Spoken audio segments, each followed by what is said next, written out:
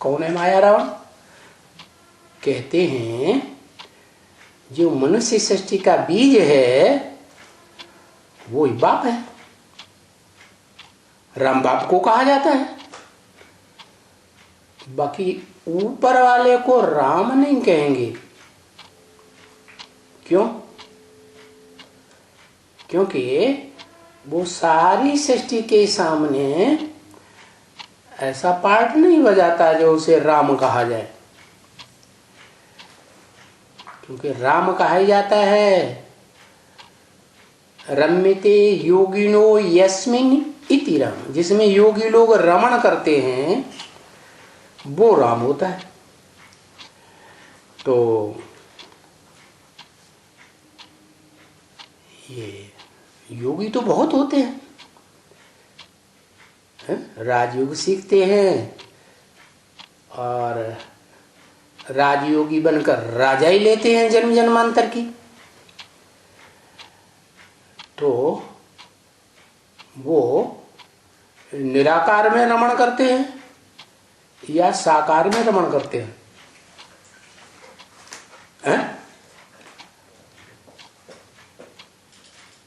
हाँ, दुनिया के जितने भी योगी हैं ढेर के ढेर है, वो सब साकार में रमण करते हैं। क्योंकि आदत पड़ी हुई है बुद्धि का योग लगाने की, मन बुद्धि से लगान लगाई जाती है ना, तो आदत पड़ी हुई है जन्म जन्मांतर की। क्या? साकार को याद करने की कि निराकार को याद करने की? है साकार को याद करने की आदत पड़ी हुई है। तो जब महाविनाश का टाइम कल्पांत में आता है तो उस समय सब आत्माओं को परिचय तो मिलता है क्या कि मैं किसकी संतान हूं, वास्तव में कौन है मेरा बाप। तो मनुष्य सृष्टि में जितने भी मनुष्य मात्र हैं सबकी बुद्धि में बैठ जाता है कि वो आदम ही मेरा बाप है। आदम माने आदिनाथ, जिसे जैनियों में कहते हैं, आदि देव कहते हैं, अंग्रेजों में एडम कहते हैं। हाँ? तो वो ही मेरा बाप है। कहते हैं निराकार मेरा बाप है, लेकिन प्रूफ प्रमाण नहीं दे सकते कि वो निराकार क्या करता है, कैसा रूप है। उसके बारे में, उसके जीवन चरित्र के बारे में डिटेल नहीं बता पाते। तो दुनिया के सभी मनुष्य मात्र उस आदम को ही क्या क्या मान लेते हैं? अपना बाप मान लेते हैं, क्योंकि उसी बाप से वर्षा मिलना है।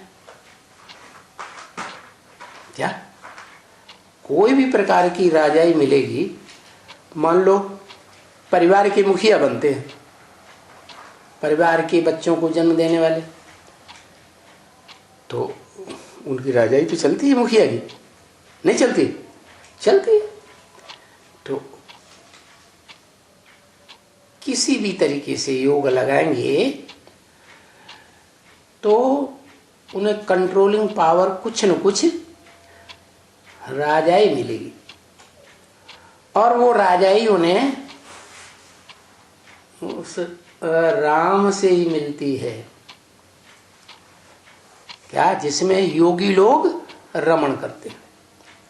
अब सवाल पैदा होता है उस आदम को किससे मिलती है?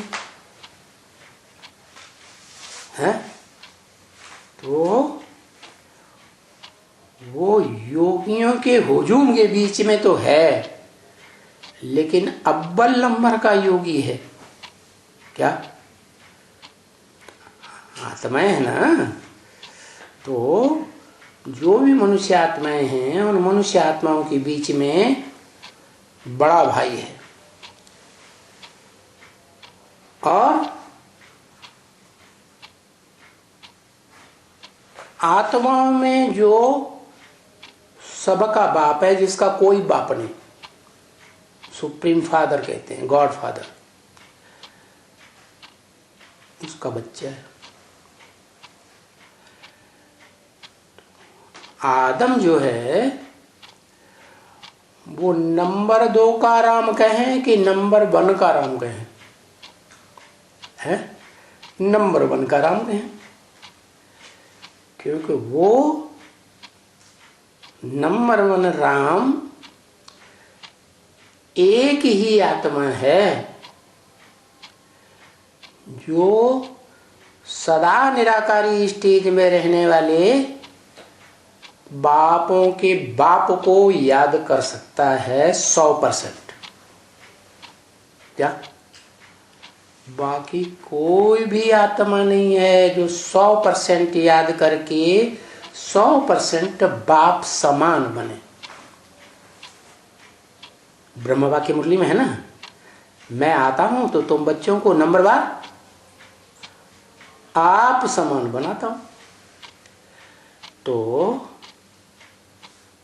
जो बच्चे शिव बाप समान निराकारी, निर्विकारी, निरहंकारी बनते हैं, उनमें अव्वल नंबर जो कहा जाता है उसे मुसलमान कहते हैं अल्लाह अव्वल दीन। अल्लाह ने आकर के, अल्लाह माने ऊंचे ऊंचा, ऐसी आत्मा, ऐसी रूह जो ऊंचते ऊंच पार्ट बजाने वाली है रंगमंच पर।